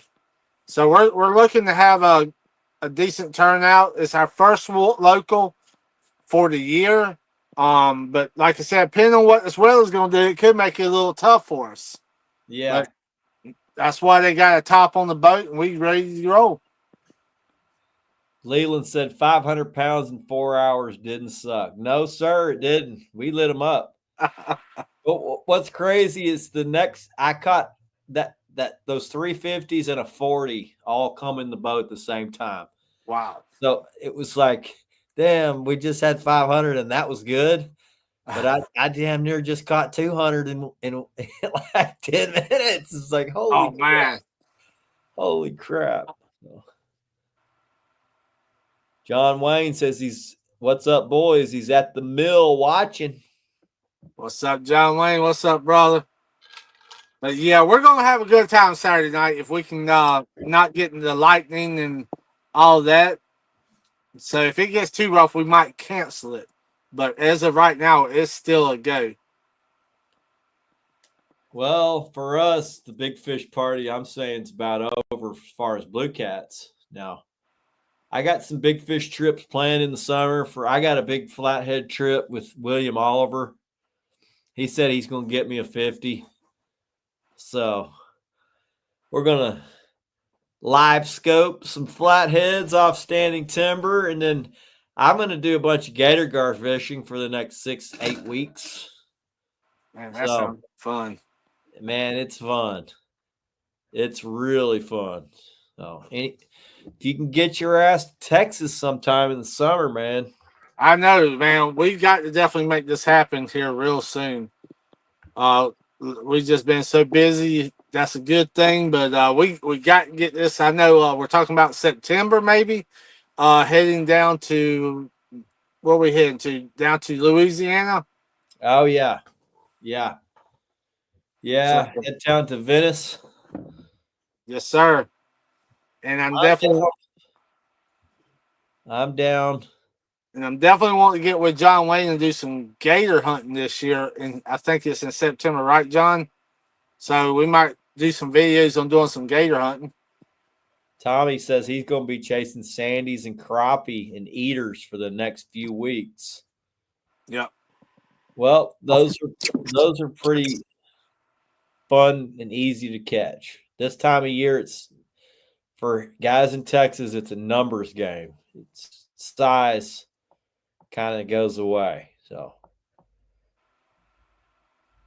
Good luck, buddy. Hey, Lee says he's going to put me on some sharks this summer down at the San Luis. How do you get your baits out there, Lee? How do you get your baits out there? I've got a trip down to Surfside the last weekend in July. So I've got a buddy down there that guides land-based shark trips, and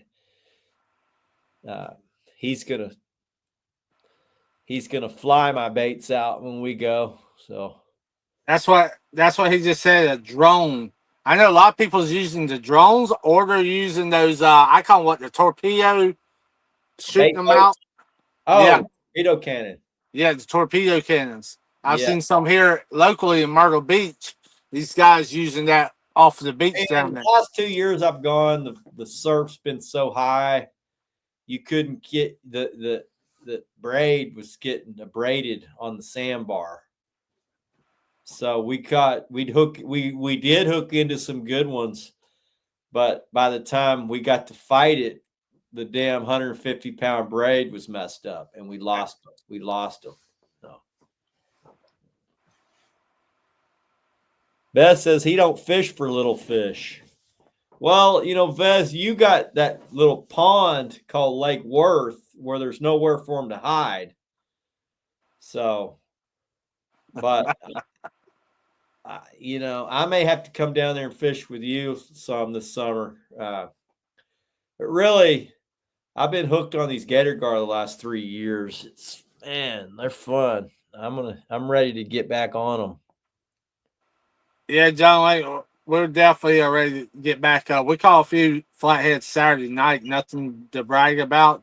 Hopefully we can catch a 50 or 60 this weekend. Tommy says drone's the best way. He needs to get back down there again. So one thing, like I've been with a guy that had a bait boat, and the boat had a freaking depth finder on it. So he would go take the boat. He'd take the bait boat. He'd launch the bait boat. It would drag his bait out, and he would take it just out to where the ledge is, and he would drop his bait at the bottom of the ledge. I'm like, damn, that was the best shark fishing that I had done. That's crazy. Yeah, I'm like, damn, I could see myself owning a bait boat. Even though I don't come down here very often, I spend enough on I spend enough. I might as well just get the equipment, do it myself. Oh man. If I'd done a lot of bank fishing, Chris, I would probably come up with something like a smoke control boat to take my rigs or something to the middle of the river. They're GPS enabled, so you don't even have to steer them or anything. You just point the pin and drop it right. You know what? That one that he had a depth finder, so it's got a little screen that tells you where the drop off is, and he'd drop it at the bottom of the drop off. Well, I mean, any fisherman knows the bottom of that damn ledge is going to have the best fish. I mean, that's where they're all running, just running up and down, and that's where we hammered them. So. Fishing has really come a long ways. John Wayne, I am down to put a gator in the boat. I don't know how y'all catch them, but I'm down to catch them however. I mean, that's a freaking good time right there. I like catching anything that's giant. Guys are like, man, we going down to the coast, you going to catch this, you going to catch that? I'm like, no, I don't give a shit about catching small fish. I'm not going to catch sea trout and any of that bullshit. I'm going to catch something massive. I don't need to catch a bunch. I just want to catch something freaking giant. Yeah. Because that's the best. To me, those have always made the best memory. Ever since I was a kid, I like to catch big fish. Not to knock guys that like to catch numbers. My greatest fishing memories all revolved around a massive fish. And that gator that we're talking about, Chris, that's one of them long gator alligators. Dude, I would love to. Can we catch one on a rod and reel? John, I think he does hook into them. I've not tried it myself. I can't wait to get I with him. I saw think Flathead Luke caught one on a rod and Matt, reel. yeah, Matt Cat rods and treble hooks is what he said. So Boom, baby. I I can't love wait. it. I love it. That sounds like about as good a time as the law will allow. I don't even know if it's legal, but I mean, I'll break some laws anyway. So. So I'm definitely gonna have to get the new camera for that one.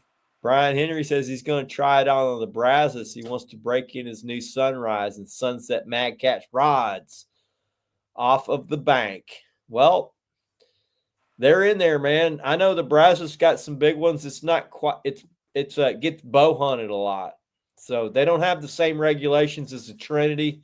So a lot of the giants have been wiped out. Big Gator Gar wiped out. Now there's still obviously there's going to be some left, but Tommy Boy says bull reds and sharks. I like catching bull reds. Kind of like catching carp, really, a big carp. I prefer to catch sharks. I just like catching sharks. They're cool to catch. John, around the Bucksport area Saturday night, I did see about 4 good ones down there Saturday night, brother. John Wayne says, hold on for the ride. Very legal, but need a tag. How do they know what you're fishing for, though? I mean, you got a big treble hook. Can't you use treble hooks for catfish? Chris, I've never done Gear for fishing gator gar up at Texoma, but they're in the same water I'm fishing for giant catfish. How do they know what the hell you're fishing for? I guess you got to have a really big treble hook for an alligator. Yeah, that treble. You got a freaking. I can't wait, man. It's going to be epic. Hold on for the ride. What kind of catfish are you fishing for? I'm going for world records. I'm down. I'd love to come gator fishing with you guys. I don't need to keep them or anything. I mean, if that's what you do, you keep the damn thing and eat it. I just want to catch one. Gator tail's good eating, brother. Yeah, it is. It's damn good. But like I said, for me, I do like to eat gator, but for me to go down there and do that, it would just be out the catch. Oh yeah. I don't need that at all. And it's like when I go fishing at the coast, all these guys are, you want to keep it? I'm like, fuck no. Turn that thing loose. I can only imagine when you hook into that gator, man, and he pops that way once he finds out he's hooked. Probably drag your ass out of the boat almost. John, we can definitely take my boat too, brother, with that big deck on it also. That sounds like a hell of a good time. I know those some bitches fight. Might even have to drink a cold one on that one. Most definitely. Mama pulls the boat. I'm gonna get Mama back there up on a gator. Yeah, you think she likes flatheads? She's gonna be hooked on gators. She'll have me getting tags every year. My buddy's like, why? How come you like catching them gator gar and them shark? I'm like, because they're freaking giants. They're fun to catch, man. You don't have to catch many of them. What's up, buddy? Huh? Night. Love you. Have you had your medicine and your vitamins? Okay.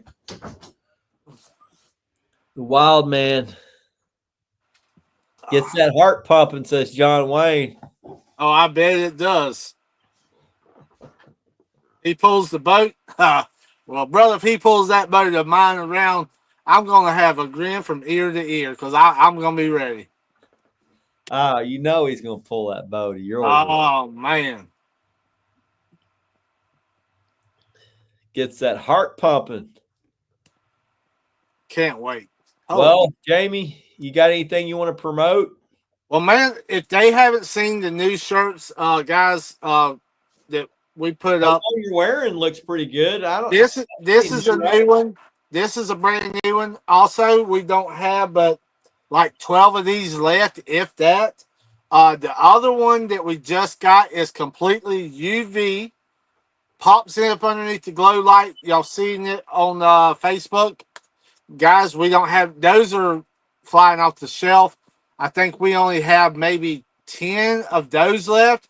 Go check them out. And like I said, I got one on right here. You got Yep. it yourself? That one that you have on there, Chris, we have a few of those left.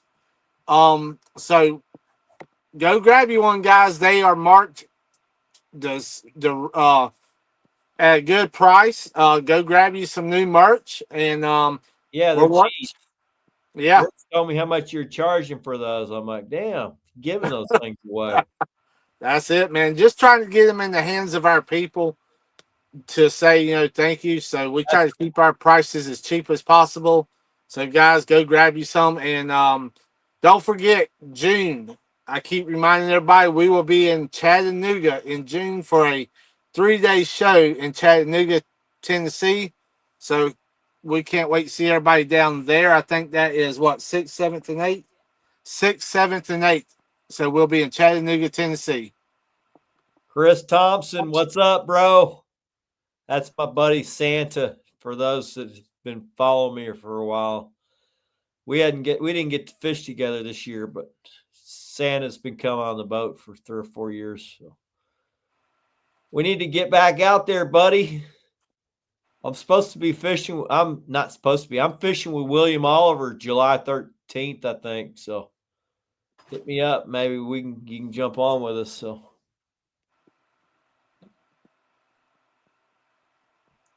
Dan Weldon says Mad Cat's Gator Rod.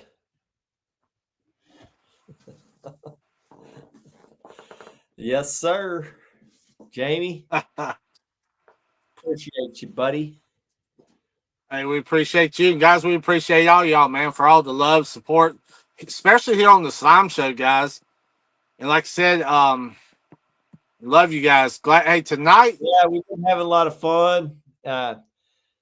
If you guys can think of some guests you'd like for me to try to get, let me know. I'll try to get them. Most guys are very open to coming on the show. I've had a few that are nervous about coming on and doing live stuff, so they panic when they realize they're going to have to come on. But majority of guys come on and they say how much fun they had. Chris, give me a second. I'm gonna show you if it's okay. I'm gonna show y'all something. Yeah, let's see it. Hold on. There you go. Yeah. It's popping. Here it is right here, guys. And then the front also. Looks good, man. Get the glow show going. That's right. So there you go, guys. If you haven't got that one, like I said, we got very, very few of these left right here. And that's our first UV style shirt. So really, that's the first one that's UV reactive? Yep. I noticed your hat was popping in the light. Yeah, we got the hats, they all glow real bright, so the hats do glow. So yeah, man. A hell of a shirt, very breathable. This is white, but under the glow light, it pops in as blue. So I'll show that to you one more time. I like it. Looks good, man. There you go. Get the Slime Show shirt in that UV reactive. Yep. And there's the Slime Show hat in the UV. Yeah, that looks good, man. And then of course, looks good together. The Elgato Lazul 2 ounce, 3 ounce, and 4 ounce. Boom, baby. There you go, bro. Does the glow run big or small? Says John Young. Same good fit.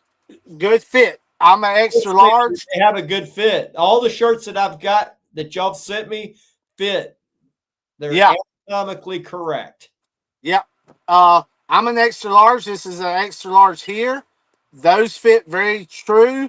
Actually, I can wear a little t-shirt under this. It fits that good. So, yes, we tried to make it where if you're an extra large, our shirts fit as an extra large. Yeah. So, very breathable stuff. I wear this dead summertime. So, grab them up. Get you some. We're working hard to bring you some good stuff. That's for sure. If y'all can think of anybody y'all want to get on the show, y'all hit me up. Let me know, and I'll see what I can do. I may get a gator gar guy on here. I know not everybody gator gar fish, but I think it's fascinating catching these dinosaur fish. Something pretty new to me. For about the past 3 years, I've been doing it. I do have the previous world record holders, one of my buddies, so we've had him on the show before, and I'm going fishing with him June 6th. I'm gonna get on his freaking battle wagon. He's got a 26-foot jet boat. I cannot wait to see how y'all do, brother. Hey, we're gonna light him up. John Wayne says, check my message. That's a smaller hook. Let me look. Let me see what you got here, buddy. Do you still have a 4 or 3? I think we do have a 3. We do have a 3X left in that also. I might have one more 3X left, and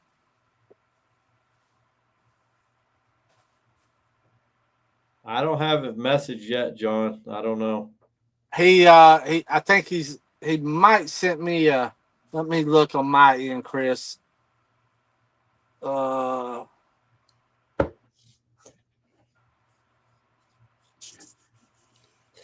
Smaller hook that's barely in his hand, probably. All right, Tommy, be good, buddy. Good luck this weekend, man. If I were catfishing, I would probably at least try one more weekend to catch a big one. But I don't. There's still probably a few to be caught. You got it, Jamie? John, I'm on my phone. If I go off of it, it would take me off of the screen here. I'll have to look at it probably afterwards, Chris. All right, I didn't get it, so. Yeah, it will take me off of mine if I go off to that. All right. Well, I had fun. Hopefully you guys were entertained with the spawn talk. I think it's cool. We'll probably hit it every year. It's just, I think it's interesting. Every year there's a little more information on it. So, John, if you would go over to the website, everything is over there. And go through it that way at carolinalakeweights.com. And it'll take you straight to it, my friend. John Young says, I'll take it. Tom says, thanks. Appreciate you, boys. Tight lines. God bless. Catch some fish this weekend. Later, everybody. Azul out.